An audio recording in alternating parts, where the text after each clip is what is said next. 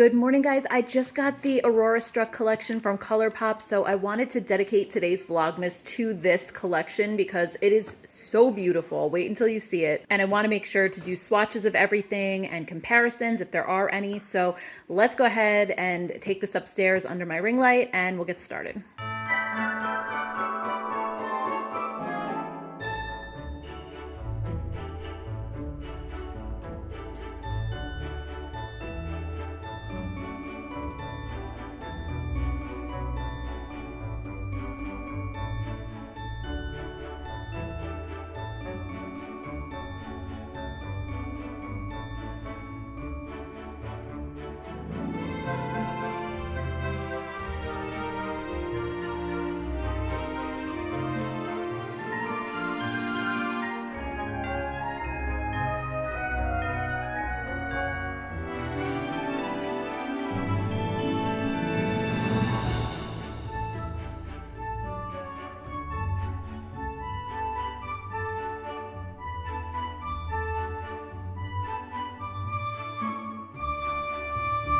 All right, guys, so here is the entire collection. This is all inspired by the Northern Lights, which I think is just absolutely beautiful. So first we have a 30 shade eyeshadow palette. We also have 3 shades of their Light Stix cream highlighters, 3 shades of the Lux Lip Oil. Then we have the So Dewy Duochrome Face Gloss, and the Soul Body Shimmering Dry Oil. So I thought we could just swatch all of the face products really quick and then we'll dig into the palette because I also want to show comparisons with other palettes in my collection. So let's start first with the Soul Body Shimmering Dry Oil. This is in the shade Celestial Sunsets.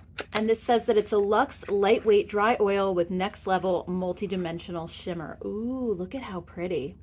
I'm just going to shake it up because these tend to separate a little bit. And this is a product that you can use all over your body. It is a dry oil, so it's very hydrating. And it contains tiny little glitter particles, so it's going to give a very shimmery effect. I think this would be beautiful if you're dressing up for a holiday party. You could put this on your collarbone, your arms, anything that's exposed. Next, we'll take a look at the So Dewy Duochrome Face Gloss. This sounds like an interesting product. So this is in the shade Panoramic. It looks beautiful already. Oh my goodness, let's see.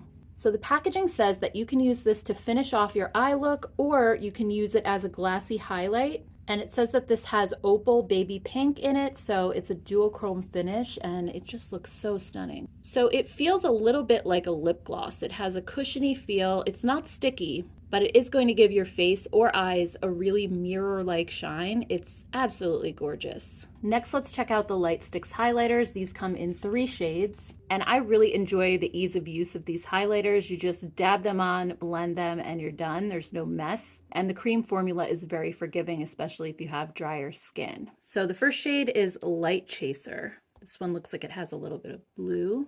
The next shade is Winter Nights, and this one is pink. And then the third one is Sky Watcher, and this one is kind of like a pistachio green.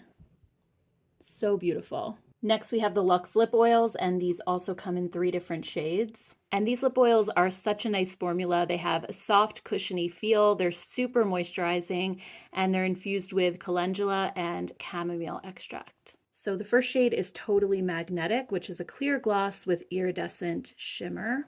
The next shade is Light Season, and this one looks mint green in the tube, but it actually goes on extremely sheer. The third shade is Under the Stars. This one looks pink in the tube, but these are really all going on clear for the most part. So last but definitely not least, let's talk about this palette. This is the Aurora Struck palette. It's one of their mega palettes, so there are 30 shades. And it says that the finishes in here are matte metallic, the matte sparkle, and then their new pearlescent glitter. So let's go ahead and look at some swatches. All right, guys, so from just looking at the swatches, there are a lot of really deep smoky shades at the bottom half of the palette, and then the top half of the palette is very light, very ethereal. There are some mid-tone shades toward the middle of the palette over here and then on this side, but there's just so much to play with in this palette, and I think it's absolutely beautiful. I love some of these duochrome shades that they included, and their new pearlescent glitter formula is not like the pressed glitters that they used to have in the palette, so I think they really listened to their customers with that. at. This is one of them right here, and then this one also is one of the pearlescent glitters, and they really swatch similarly to a regular metallic shade or shimmer shade. They have a slightly scratchier feel, but they don't have the chunkiness and the fallout that their previous pressed glitters had. So I think that's definitely a big improvement. So anyway, now let's go ahead and take a look at some of the other palettes in my collection, and we'll do some comparisons. The first palette that I wanted to compare it to is the Michaela Part 2 palette from Glamlite. Both palettes include the blues, purples, and greens, but I do think that the Michaela palette is slightly more saturated than the Colourpop one.